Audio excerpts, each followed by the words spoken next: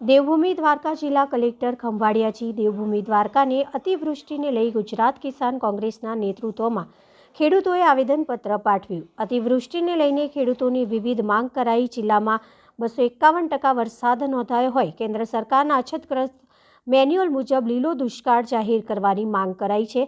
ચાલુ વર્ષે હજુ અડધું ચોમાસું પૂરું થાય ત્યાં જ દ્વારકા તાલુકામાં 390%, ખંભાળિયા તાલુકામાં 245%, કલ્યાણપુર તાલુકામાં 219% અને ભાનવડ તાલુકામાં 192% એમ દ્વારકા જિલ્લામાં છેલ્લા 30 વર્ષની સરખામણીમાં 251% સરેરાશ નોંધાયો છે। 2 ગણીથી 4 ગણા સુધી વરસાદ નોંધાયો હોય। ખેડૂતોના પાકો તો સંપૂર્ણપણે નિષ્ફળ ગયા છે। જમીન ધોવાણ પણ ખૂબ જ મોટા પ્રમાણમાં થયું છે। અતિ વરસાદ રહેવાના કારણે ગરીબ અને મજૂર વર્ગની સાથે સાથે રોજે રોજનું કમાઈને ખાતા માછીમાર ભાઈઓને પણ રોજીરોટીનો પણ મોટો પ્રશ્ન ઊભો છે। નીચાણવાળા વિસ્તારમાં રહેતા ગરીબોના ઘરમાં સતત પાણી ભરાયેલું રહેતા તેમની ઘરવખરીને પણ મોટું નુકસાન થયું છે। માછીમાર ભાઈઓને બોટને ખૂબ જ મોટું નુકસાન થયું છે। આ બધી બાબતોને ધ્યાનમાં લઈ ગુજરાત કિસાન કોંગ્રેસની બહુ સ્પષ્ટ માંગ છે કે કેન્દ્ર સરકાર દ્વારા 216માં અછતગ્રસ્ત મેન્યુઅલમાં કરેલા સુધારા મુજબ અમલ કરે।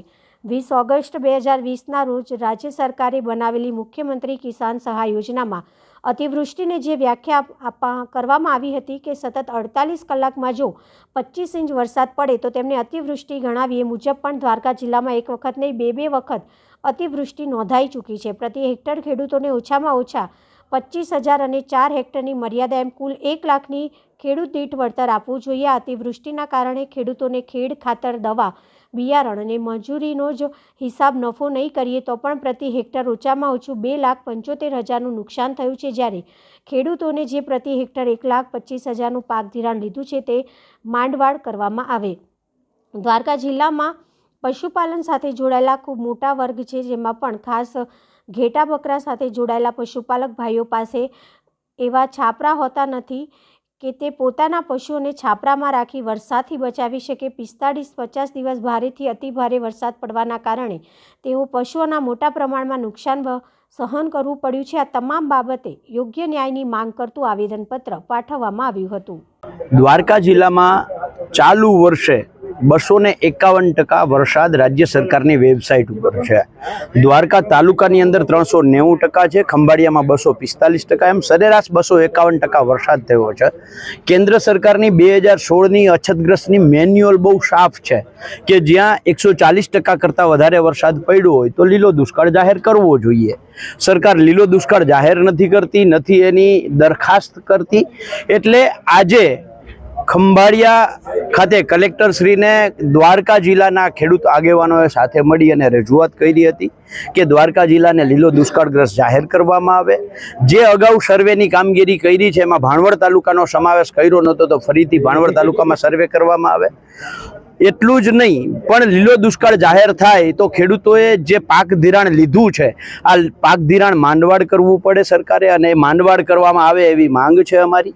રાજ્ય સરકારે પોતે બનાવેલી મુખ્યમંત્રી કિસાન સહાય યોજનાની અંદર બહુ સ્પષ્ટ હતું કે 48 કલાકમાં 25 ઇંચથી વધારે વરસાદ પડે તો એને અતિવૃષ્ટિ ગણાય અને એ મુજબ 1 હેક્ટરે 25,000 રૂપિયા ખેડૂતોને વળતર આપવું જોઈએ।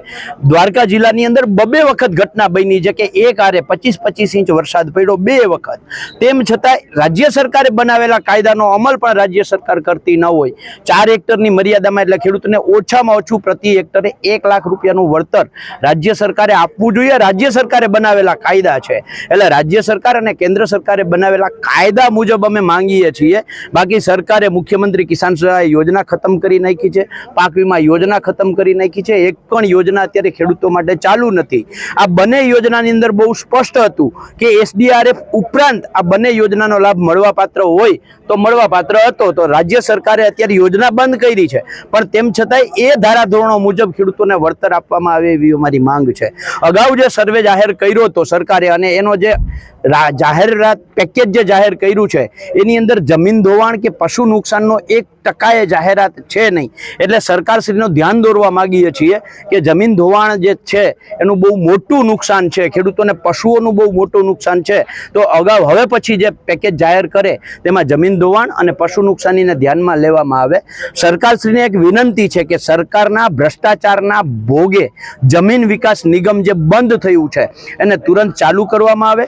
સરકારના ભ્રષ્ટાચારના ભોગે પ્રધાનમંત્રી પાક વીમા યોજના બંધ થઈ છે એને ફરીથી ચાલુ કરવામાં આવે. ખાસ કરીને છેલ્લા 2 દિવસથી સર્વેની કામગીરી હાથ ધરવામાં આવેલ છે, પરંતુ ગામના જાપે ઉભીને જ 5 થી 7 જણાના નામ લખી અને સર્વે થાય છે. જો આ સર્વે અત્યાર સુધીમાં જે અગાઉ સર્વે થયો છે એમાં આખો ભાણવડ તાલુકામાં સર્વે જ નથી થયું. જે ગામમાં સર્વે કર્યું છે એ માત્ર ગામના જાપે ઊભીને મને કેટલાય ખેડૂતોના ફોન આવ્યા કે સર્વેવાળા એમ કહે છે કે ગરેડામાં પાણી છે એટલે જવાય એમ નથી, ખેતરમાં પાણી જે છે એમ જવાય એમ નથી.